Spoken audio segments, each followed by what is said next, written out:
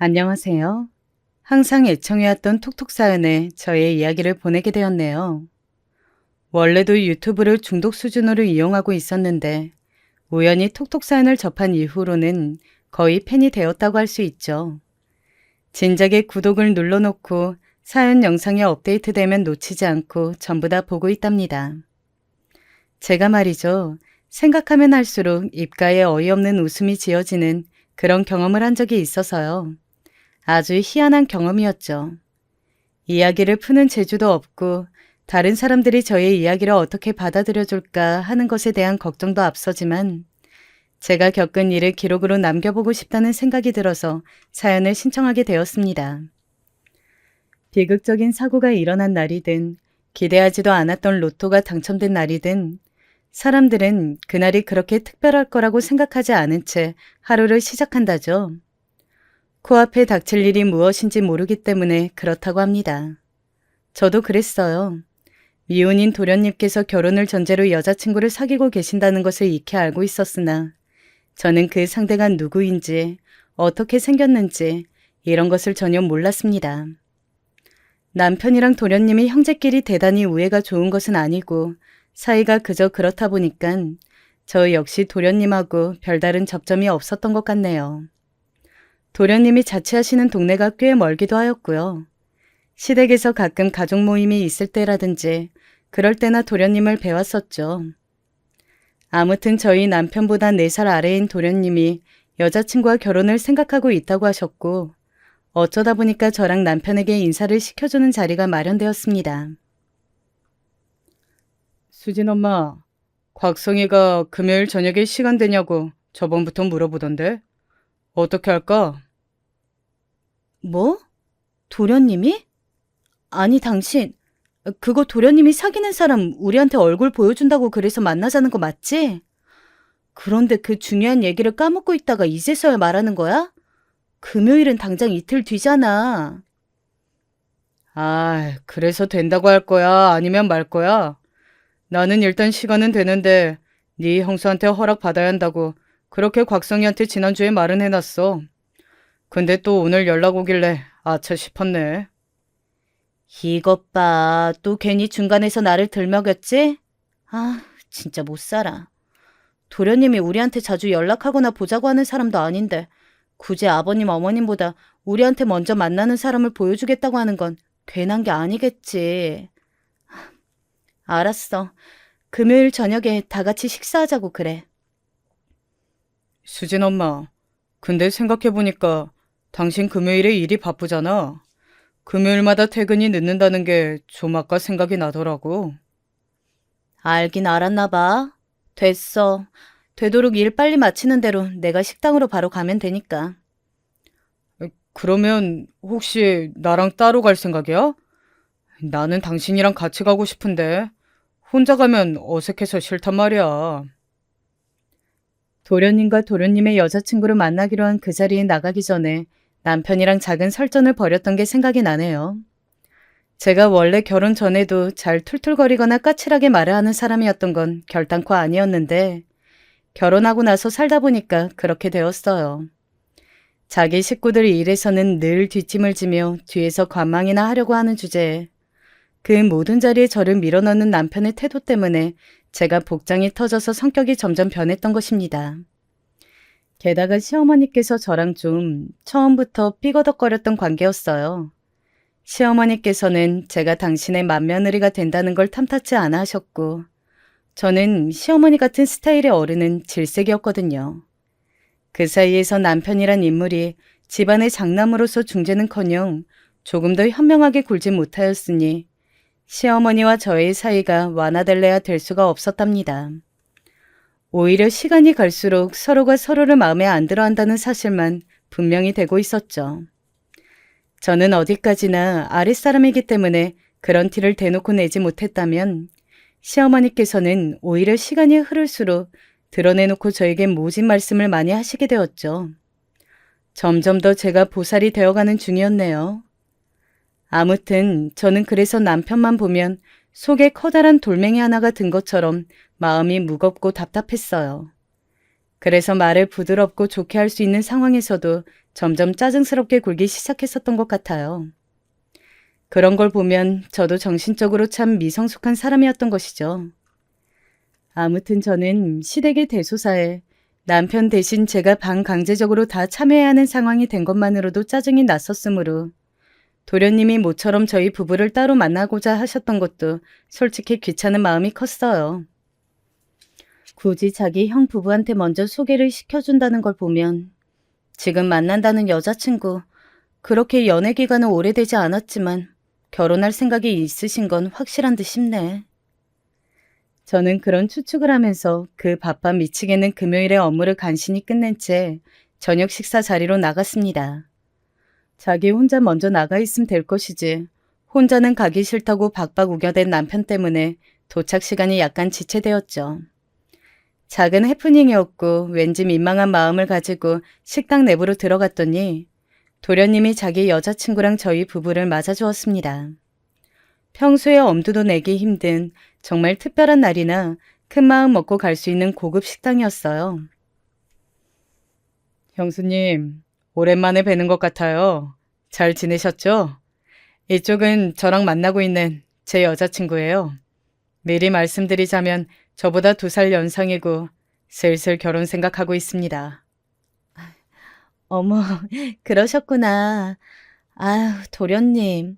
아버님, 어머님은 아직 모르시는 것 같던데 저희한테 먼저 이런 소식 알려주셔서 감사해요. 두 분 너무 잘 어울리시는 것 같아요. 저는 입으로는 대충 장단을 맞춰주고 있었지만 눈으로는 자꾸만 도련님의 여자친구라는 인물을 뚫어지게 관찰하고 있었답니다. 보자마자 이상한 기시감이 들었거든요. 어라? 내가 혹시 이 사람을 살면서 본 적이 있었던가? 처음 보는 것 같지 않은 이 기분은 뭘까?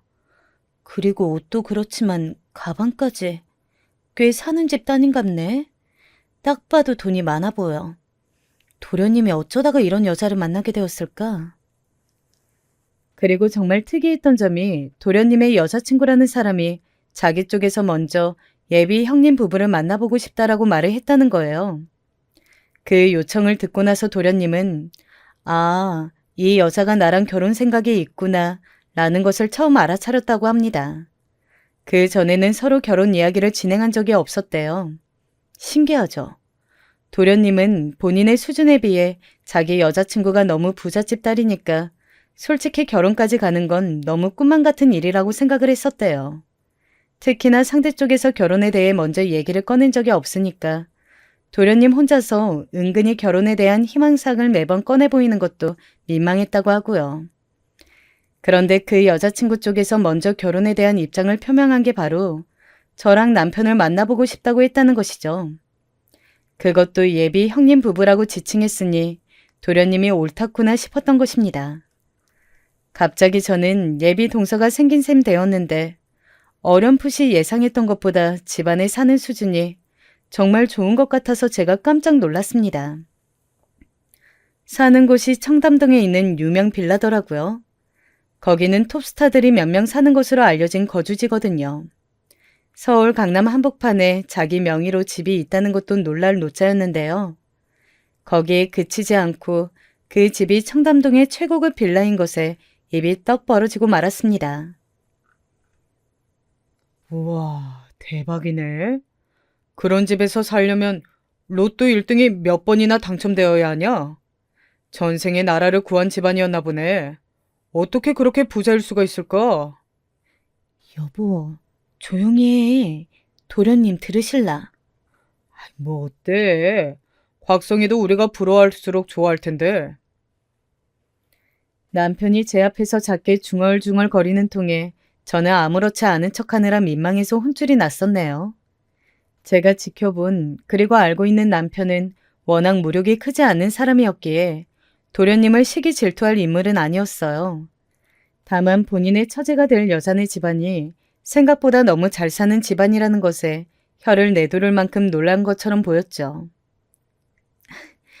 저는 앞으로 언니랑 잘 지내보고 싶어요. 아이, 언니라고 불러도 되는 거죠? 아니면 미리 형님이라고 불러드릴까요? 그래도 괜찮으시겠어요? 네? 편하신 대로 불러주세요. 제가 연상이니까 그냥 지금은 언니라고 불러주셔도 되고요. 저희 도련님하고 결혼을 하신다면야 저야 서로 형님 동서가 되는 것이지만 아직은 좀 그러기엔 어색하죠? 사실 저는 안 어색해요. 어차피 결혼할 생각이고 앞으로 한 집안 식구가 될 거니까 싫지 않으신다면 제가 형님이라고 부르고 싶어요. 정 그렇게 생각한다면 그렇게 하세요. 저야 뭐 먼저 호칭 정리해 주신다면 고맙죠. 자기 집안 이야기할 때는 전체적으로 낯을 가리듯 대면대면하게 굴었으면서 갑자기 저한테는 아주 활발한 태도를 보이는 것에 제가 당황하고 말았습니다. 오늘 처음 본 자리였는데 다짜고짜 형님이라고 벌써 저를 부르고 싶다니. 속으로는 대체 이 예비 동서가 얼마나 도련님을 좋아하고 있으면 결혼에 대한 확신으로 벌써부터 이렇게 행동하는 것일까 하는 생각을 품고 있었더랬죠. 자리가 파할 때 예비 동서는 저에게 자기 휴대폰을 내밀더니 번호를 알려달라고 하였습니다.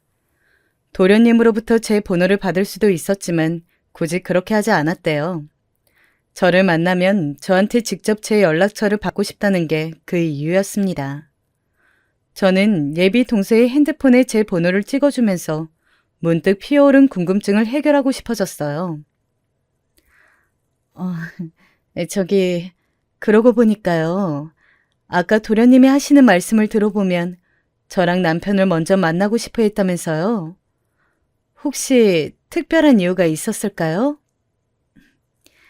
저는 형님을 뵙고 싶었어요. 곽성 씨가 자기 식구들 사진이라면서 그걸 저한테 보여줬을 때부터요. 사진 속에서 형님을 발견하고선 바로 알아봤었거든요. 네? 그게 무슨 말이에요? 그렇다면 혹시 나를 미리 알고 있기라도 했다는 거예요? 어떻게요? 아니, 우리가 대체 어디서 만난 적이 있길래요? 제가 화들짝 놀라서 그렇게 묻자마자 예비 동서가 수줍은 표정이 되어서는 고개를 조금 떨구었습니다. 아, 바로 그 순간에 저는 제가 예비 동서를 보자마자 들었던 기시감의 정체를 알아차릴 수 있었어요. 저랑 마주 섰을 때 딱 이 정도의 눈높이를 보이면서 고개를 숙이곤 바닥을 쳐다봤던 사람을 제가 과거에서 분명히 만난 적이 있었거든요. 그 시절 그때는 너무 자신감이 없어 보이는 모습이라 현재와는 전혀 매치가 안 되었지만 말입니다. 설마 중학교랑 고등학교 때 봤었던 바로 그? 맞아요, 형님.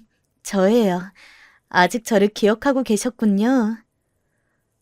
아니, 세상에, 어떻게 이런 식으로 다시 만나게 되지? 그동안 잘 지냈어요? 잘 살고 있었어요? 지금 그렇게 부유한 환경에서 살고 있다는 건 친어머니가 아니라 아버지 쪽이랑 살고 있다는 거죠? 형님은 어쩜 제 그런 사정까지 다 기억을 하시다 못해 유출하세요.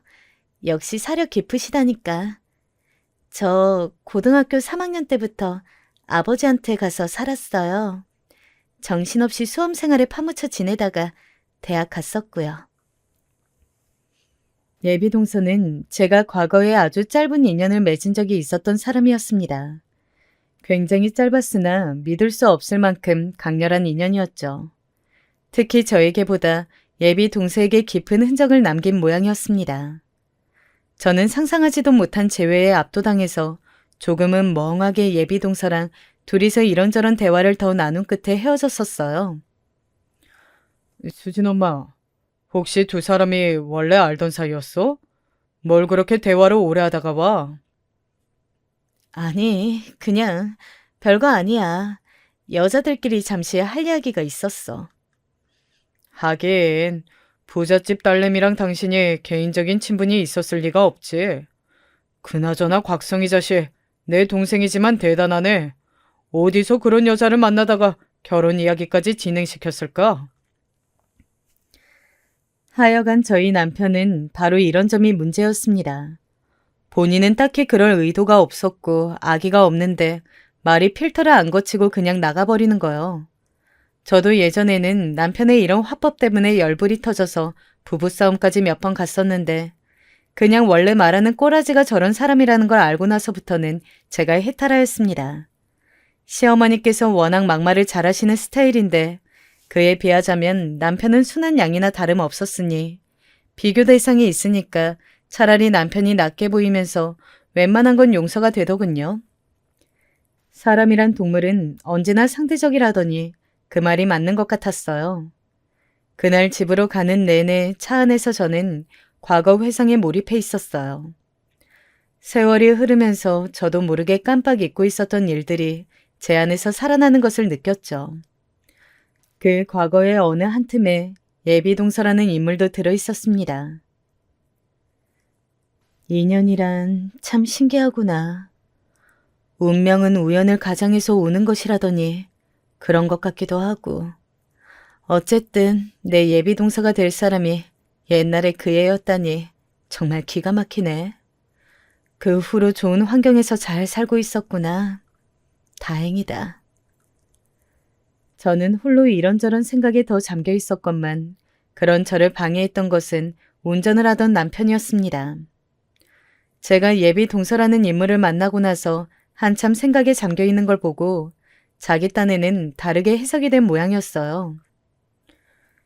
수진 엄마, 설마 당신 앞으로 서열 잡고 살 생각하는 건 아니겠지? 자기보다 아랫사람으로 들어올 건데 그 사람 집안이 아주 부자인데다가 성격까지 활발해 보이니까 군기 잡기에 만만치 않겠다면서 그런 생각하고 있는 거 아니야? 뭐라고? 아니 무슨 생각을 그렇게 해? 서열이라니 나는 상상도 안 해봤어. 당신이 우리 어머니한테 당하고 있는 걸 보면 철저히 서열대로 굴러가는 사람인 것 같아서 그렇지. 말은 잘한다. 그래서 내가 어머니한테 잔소리 듣고 그럴 때 나를 한 번도 안 도와준 거야? 지금 그걸 자랑이라고 해? 내가 어줍잖게 당신 편 들면 우리 어머니는 더 노하시는 분이니까 그렇지. 우리 어머니 성질이 이상하게 오락가락하는 거 이제 당신도 잘 알잖아. 그냥 대충 비위 맞춰주는 게 여러모로 제일 편해. 당신은 내 앞에 서는 말이 이렇게 청산유수면서 왜 남들 앞에 서면 꿀먹은 벙어리가 되는 거야? 그 이유 좀 알자. 내가 새로 동서가 들어오면 서열 잡고 군기 잡는다고 해도 막상 당신은 그때 되면 말은 한마디도 안 하고 있을걸? 아이, 그건 그냥 다른 사람들 앞에서는 어색하니까 그렇지. 하여간 아랫사람한테 잘해줘. 부잣집이라는 배경만 거나하지. 아까 보니까 사람 눈빛이 왠지 순해 보이더라. 당신하고 제대로 붙으면 상대도 안 될 거야. 그러니까 당신이 좀 봐줘. 정말 어이가 없었습니다. 제가 시어머니로부터 은근하게 시집살이를 당해왔다는 걸 남편은 알고 있었고, 그러니까 제가 그걸 예비 동서한테 똑같이 분풀이하면 물려줄 거라고 자기 혼자 추측이 되었나 봐요. 남자들은 왜 항상 단순하게 짝이 없으면서 이상한 곳에서 고차원적인 발상을 할까요? 제 남편뿐만 아니라 결혼해서 애 있는 지인들 얘기 들어보면 거의 엇비슷해요. 연애할 때는 안 그랬는데 결혼하고 나서는 다 그렇게 되어버렸다는 얘기를 들으면 고개가 저어집니다. 그쯤에서 저는 저랑 별로 친하지 않았고 그래서 잘 알지 못했던 어찌 보면 미지의 존재 같은 도련님이 과연 결혼 후에 어떻게 변해갈지 궁금해졌답니다. 그저 그렇게 사는 수준인 시댁에서 보자면 무지하게 재력이 좋은 예비 동서가 조금 특수한 경우의 사람이었으므로 그 미래가 더욱 궁금해졌죠. 그 두 사람이 무사히 결혼까지 꼴이 나게 될지도 관건이었고요. 예비 동서의 등장에 시부모님은 너무 좋아서 거의 뒤로 넘어갈 지경이셨다고 해요. 뭐시? 갑부 흉내만 내는 수준이 아니고 진짜 백이 갑부 집안이라니. 아유 세상에나 이게 웬일이니. 그것도 강남에? 입이 떡 벌어지는 집이 있는 강남부자? 어머나 난 몰라. 너무 좋아서 어떡하니? 시어머니께서는 오만 호들갑을 다 떠셨다고 하고요. 예비 동서의 비위를 맞추면서 온갖 아부를 다 떠시느라 첫 만남부터 무척 바쁘셨다네요. 그리고 마침내 도련님과 예비 동서의 상견례 날짜가 잡혔습니다. 그런데 그에 앞서서 행사가 하나 있었어요. 바로 예비 동서의 생일이 있었던 건데요. 발단은 도련님께서 무심코 다음 주에 예비 동서의 생일이 있다고 시어머니 앞에서 말씀을 흘렸던 것으로 불씨가 짚어졌습니다. 시어머니께서 단박에 예비 동서의 생일 잔치를 열어주겠노라고 선언하신 거예요. 토요일 저녁부터 예비 동서가 일정이 있다 그래서 토요일 점심을 같이 먹는 것으로 얘기가 되었습니다. 저는 그 소식을 듣고 속으로 생각했죠. 예비 동서가 무슨 옛날 사람도 아닌데 웬 생일잔치? 어디 동네 어르신 생일잔치상 같은 걸 어머님께서 생각하고 계시는 거 아니야? 코웃음을 쳤었는데 그러지 말 걸 그랬어요. 시어머니께서 저한테 연락을 하신 거예요. 예비 동서의 생일잔치를 준비해야 하니까 저한테 구성을 좀 알아서 꾸리라고 말입니다. 그런 거 저한테 전화해서 꼭 시키시는데 그러실 때의 특징은 알아서 잘이라는 표현이 꼭 들어간다는 것입니다. 도중에 시어머니께 의견을 여쭈어 보잖아요. 그러면 너는 알아서 하라는 의미도 못 알아듣냐? 며 잔소리를 어마어마하게 날리십니다. 그래서 여쭤보지도 못해요. 어쩔 수 없이 제가 알아서 잘 준비를 맞춰놓잖아요. 그러면 아니나 다를까 꼭 한 가지라도 태클을 거십니다. 불만을 안 꺼내신 적이 단 한 번도 없었어요. 그리고 또 하나 특징이 뭐냐면요. 저한테 맡기시면서 돈을 안 주신다는 거예요. 그 돈이 그럼 어디서 나가겠어요? 제가 결제를 하는 거고 결국 그 자금의 출처를 따라가면 남편이 나옵니다. 남편은 자기가 장남이니까 어쩔 수 없이 금액을 부담해야 한다고 말을 해요. 그럼 제가 그 앞에서 그런 말을 들으면서 생각을 하죠.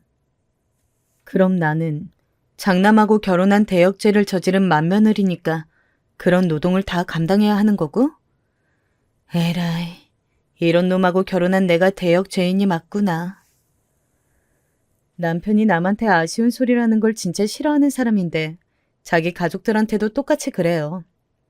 시댁 식구들하고 어쩌다 같이 외식을 하면 결제하는 순간이 왔을 때 서로 눈치 보는 그런 걸 싫어해서 그냥 누가 먼저 자원을 하지 않은 이상 무조건 자기가 돈을 내려고 합니다. 그런 사람의 아내인 저만 복장 터지는 거죠.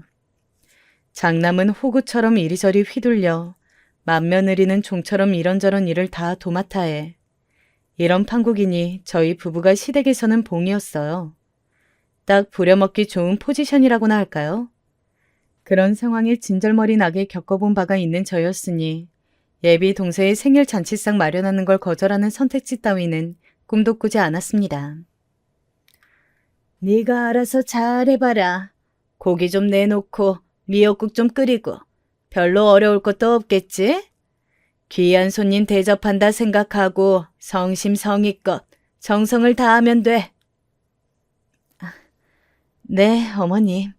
말씀하신 대로 그렇게 알아서 잘하겠습니다.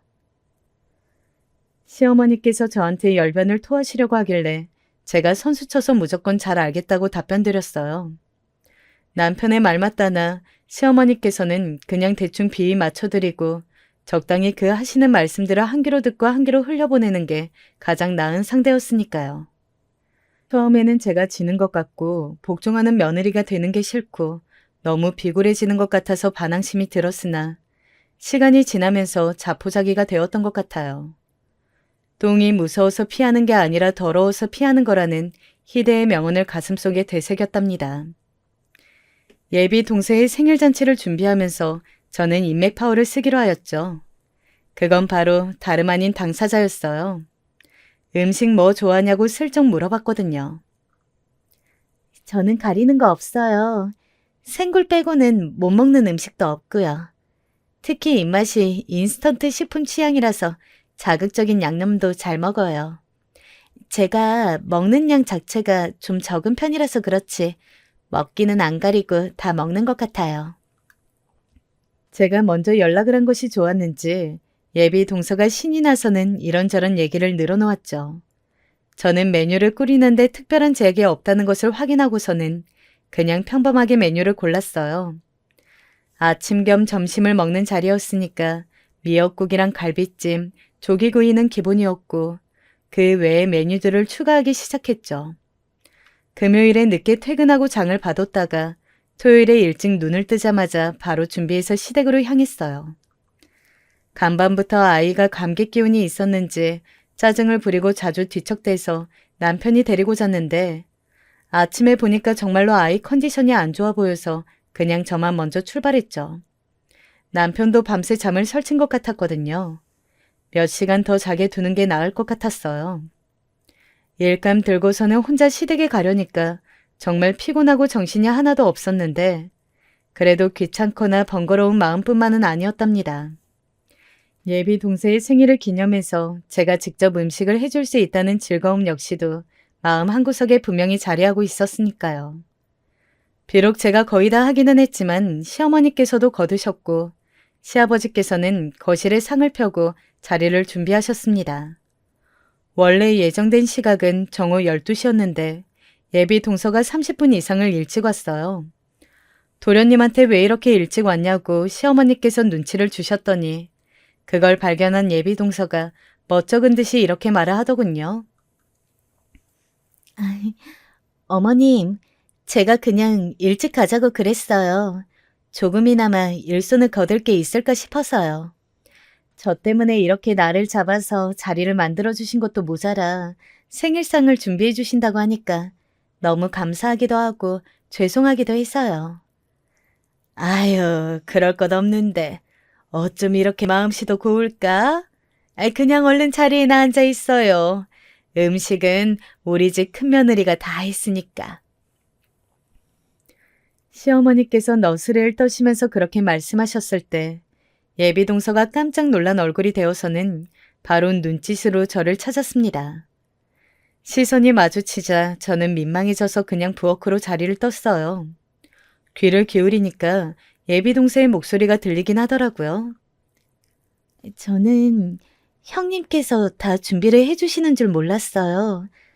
그리고 그냥 밥하고 국하고만 이렇게 간단히 해서 한 끼 먹는 줄 알았는데 상자리를 보니까 종류가 엄청 많나 보네요. 죄송해서 어떡하죠? 죄송하다니 그럴 것 없어요. 우리 큰며느리가 자기 음식 솜씨 자랑하고 싶다면서 스스로 저렇게 나서는 거 어떻게 말리지도 못하고 그래서 그냥 하게 둔 거예요. 그러니까 신경 쓰지 말고 맛있게 먹기나 하면 되죠. 작게 웃으시는 시어머니의 목소리를 들으면서 제가 고개를 흔들었습니다. 저 결혼 전에는 바로 말씀을 놓으셨던 기억이 선연한데 예비 동서한테는 결혼식장 들어가기 전까지는 결코 말을 짧게 할 수가 없다면서 시어머니께서는 존댓말을 고수하고자 하셨죠. 이것부터 엄청난 차이가 보이는 것에 실소가 지어졌었네요. 예비 동서도 일찍 왔겠다. 저는 그냥 준비가 다 된 음식들을 먼저 상으로 날랐습니다. 밥이랑 국만 마지막에 푸면 되게끔 말이죠. 저를 보면서 안절부절 못한 예비 동서가 일을 거들어주고자 했는데 그 눈치를 확인한 도련님이 먼저 나서서 저랑 같이 상을 차려주었어요. 저는 예비 동서랑 눈이 마주쳤을 때 그냥 싱긋 웃어주었고요. 그런데 바로 그 순간이었습니다. 시어머니께서 저를 확 째려보시더니 이를 꽉 깨물고선 작은 목소리로 저한테 이렇게 말씀하셨어요. 순대볶음? 오늘 메뉴 중에 이런 것도 있었니? 격 떨어지게 이런 게 갑자기 왜 끼어들어? 이렇게 좋은 자리에. 너는 꼭 너같이 싸구려 스타일의 음식을 꼭 내놔야겠니? 작게 윽박지른 것이었지만 거실이 호남 평야도 아닌데 당연히 예비 동서한테도 들렸죠. 안 그래도 저희 쪽으로 귀를 쫑긋 세우고 있는 눈치였으니까요. 그래서 저는 너무 민망했어요. 예비 동서가 보는 앞에서 이런 취급을 당했다는 게 순간적으로 창피하였고 시어머니가 원망스러웠습니다. 제가 울컥해서 입을 놀리려던 찰나 제 순서를 가로챈 사람이 있었으니 그건 바로 예비 동서였어요. 어머니, 그러지 마세요. 왜 형님한테 그런 식으로 말씀하시는 거예요? 응? 아이고, 아무것도 아니에요. 그냥 우리 큰며느리가 눈치 없게 시리 조금 다른 메뉴들하고 동떨어지는 음식을 내놨길래 내가 이건 별로인 것 같다고 그렇게 말을 하는 중이었어요. 시어머니께서는 민망한 내색을 뒤로 감추시며 태연하게 받아치셨지만 이미 예비동서의 표정은 좋지 않게 변해 있었습니다. 어머님, 원래 지금 이렇게 말씀드릴 생각은 추호도 없었지만 형님한테 그렇게 굴지 마세요. 저를 위하신다면 더욱이요. 왜냐하면 형님은 제 은인이시거든요.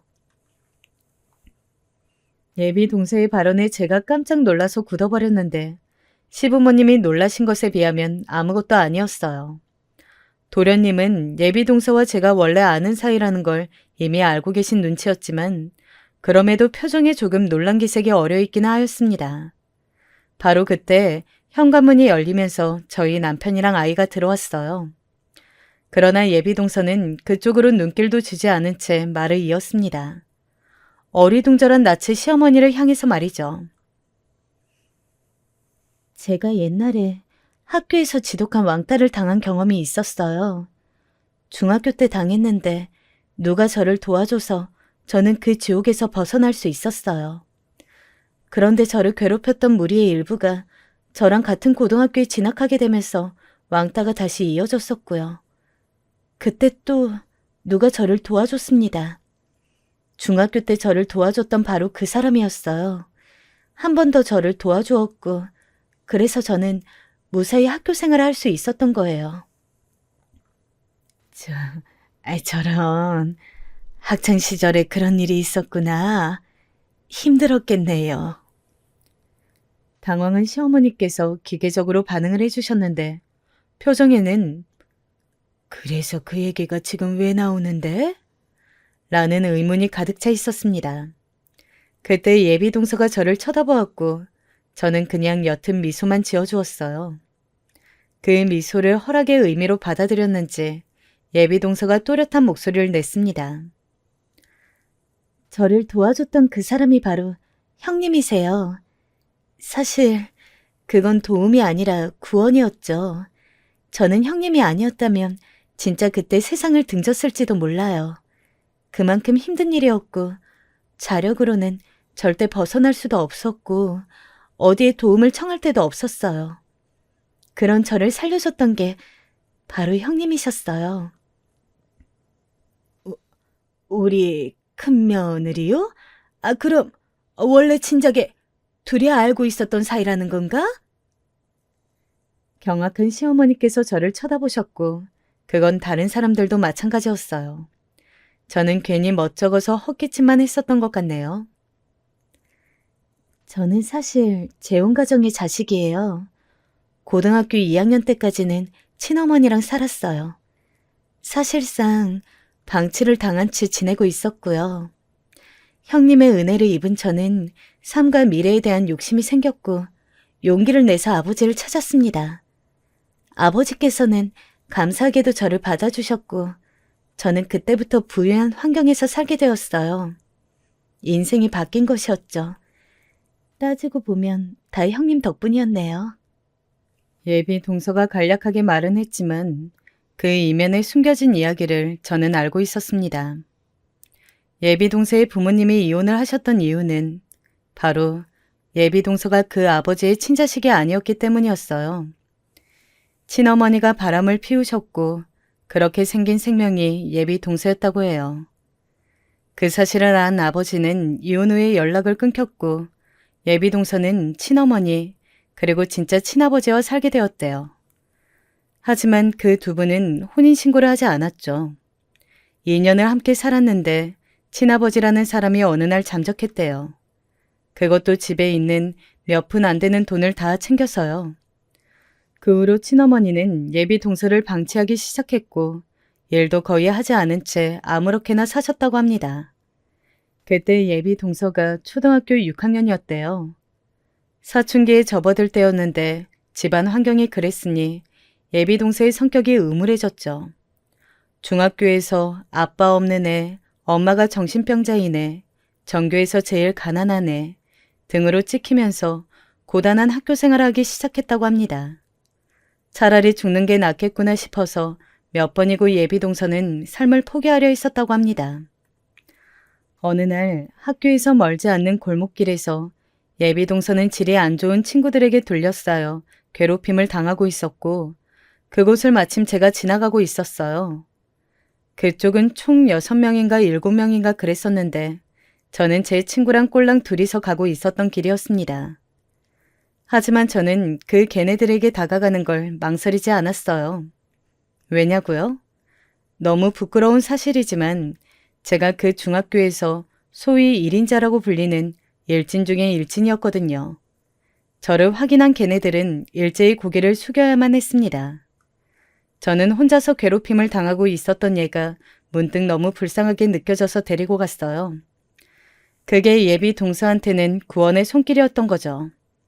그 후로 제가 몇 번 예비 동서의 반에 찾아가서 얘 나랑 친분 있는 애다라는 사실을 일부러 보여줬었어요. 그랬더니 그 후로는 괴롭힘이 잦아들었다고 하더군요.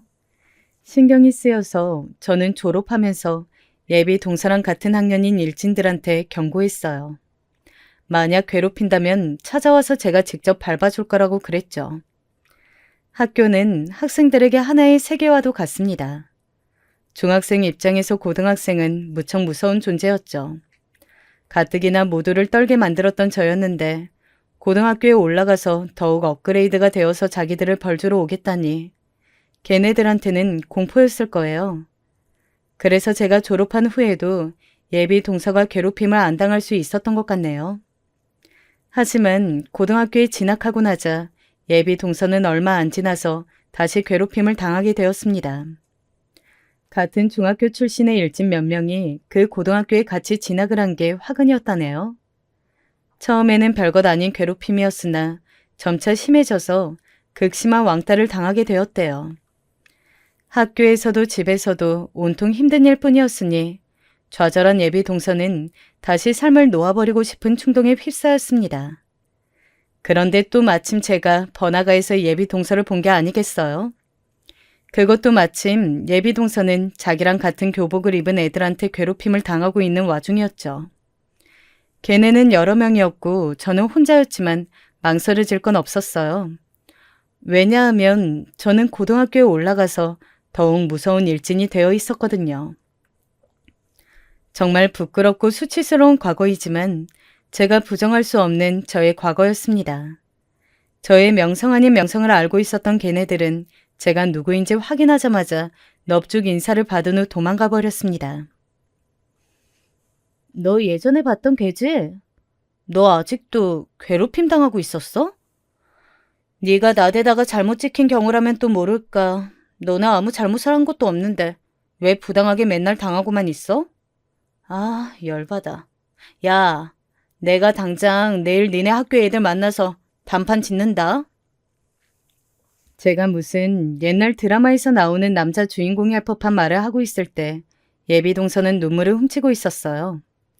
괴롭힘 당할 때는 안 울더니 지금은 왜 우냐고 그러니깐 누군가 자기를 도와주는 것 자체가 신기해서 그냥 눈물이 나온다고 하더라고요. 그래서 제가 예비 동서한테 이런저런 얘기를 해줬었습니다. 그때 그 시절만의 그런 이상한 감성이 있었던 것 같아요. 영화나 드라마에서나 할 법한 폼 잡은 조언들 있죠. 그런 걸 왕창 예비 동서한테 날려줬었어요.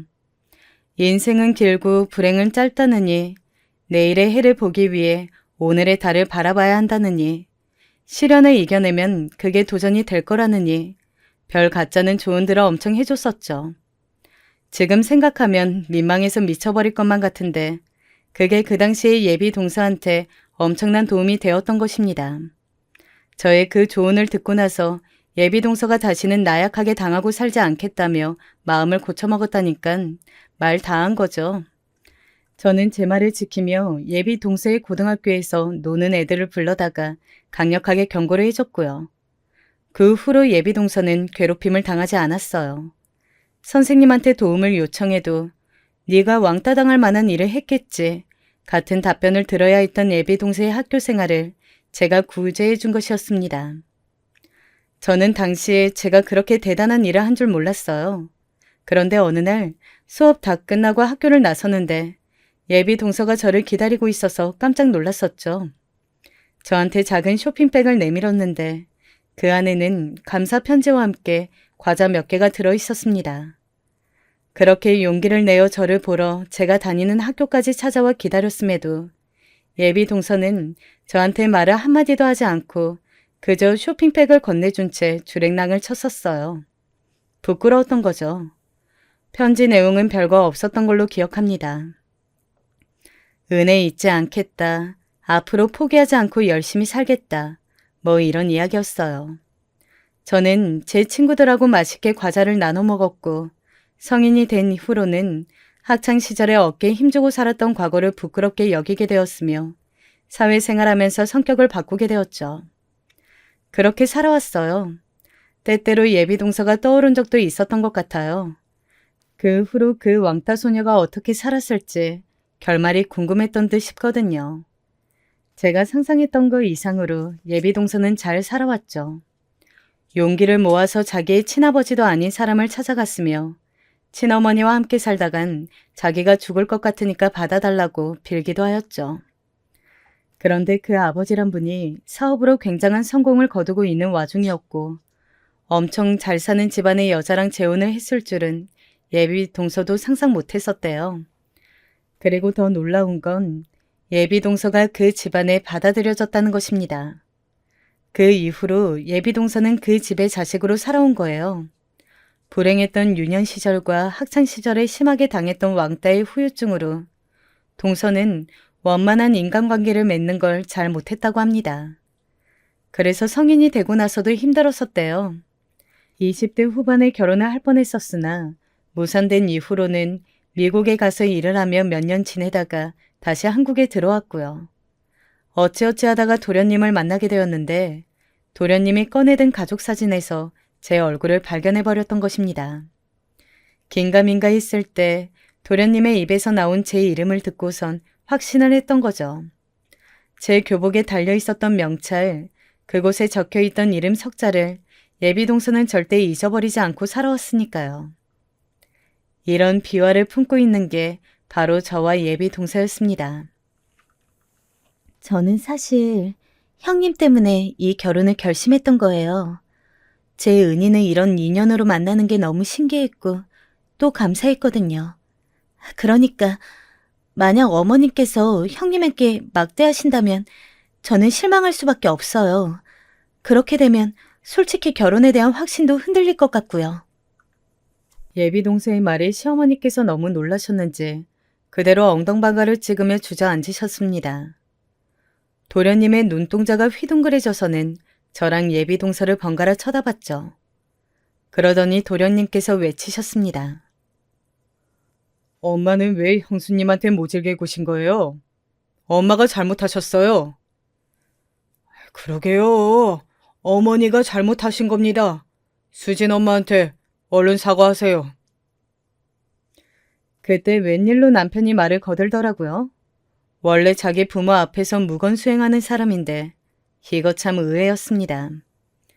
시아버지께서는 어쩔 줄 몰라 하셨고 예웃고 제 눈치를 살피시던 시어머니께서 떨리는 입술 사이로 저한테 사과 말씀을 전하셨어요. 내가 너무 너한테 편하게 대하고 편하게 생각하고 말을 했었네. 미안하다. 모두가 그렇게 말을 하니 전적으로 내가 잘못한 것이겠지. 내가 너를 미워해서 그런 게 아니고 자꾸만 말을 헛나가다 보니까 그렇게 된 거야. 내 마음 알지? 응? 내가 정말 미안하다. 시어머니의 흔들리는 눈동자로 밀어보건대 갑작스러운 전개에 아직도 혼란스러운 듯 했어요. 다만 귀하디 귀한 예비 작은 며느리가 난데없이 만만한 큰 며느리를 자기의 은인이라고 칭하면서 결혼을 재고하느니 마느니 그런 이야기를 하니까 놀라셔서 그냥 분위기에 휩쓸려 저한테 사과를 하신 것이었죠. 그걸 꿰뚫어 보지 못할 제가 아니었습니다. 하지만 일부러 아무것도 안 따지고 그냥 그 사과를 받아들인 것으로 하였어요. 일단 밥부터 먹자 하여 일부러 분위기도 얼른 전환시켰죠. 그러자 시어머니께서는 저보고 자리에 그냥 앉아 있으라고 하시더니 당신이 밥이랑 국을 준비하러 허둥지둥 부엌으로 가셨습니다. 그 뒤를 따라간 일꾼은 도련님이셨고요. 남편이랑 시아버지께서 상위를 정렬하는 동안 저는 예비 동서와 눈빛을 교환하고 씩 웃었습니다. 형님, 저 순대볶음 좋아해요. 안 먹어본 지 오래됐는데 그래서 더 빨리 먹고 싶어요. 예비 동서가 저한테 슬쩍 다가와서 그렇게 말을 하길래 저는 주변을 얼른 살피고선 예비 동서한테 귓속말을 날려주었습니다. 내가 옛날에 한가닥 했던 사람이라는 거 비밀 지켜줘서 땡큐? 그러자 예비 동서가 웃음을 꾹 참는 얼굴이 되더군요. 예비 동서는 정말로 순대볶음을 잘 먹었습니다. 혼자서 거의 그 접시를 싹쓸이 하더군요. 그 모습을 지켜보는 시어머니의 표정에 얼마나 얼이 빠져 있던지. 그게 너무 웃겨서 저는 그날 음식이 코로 들어가는지 입으로 들어가는지도 모르고 먹었어요. 상견례는 무사히 진행되었고 저는 그 자리에 참석을 했는데요. 예비 동선의 가족들이 저를 무척 반겨줘서 황송할 지경이었어요. 그리고 결혼에 관한 대소사를 논의하는데 그쪽에서 자꾸 저만 쳐다보더라고요. 시부모님은 갑자기 꽂아 놓은 보리자루 신세가 되었습니다. 민망해 죽는 줄 알았네요.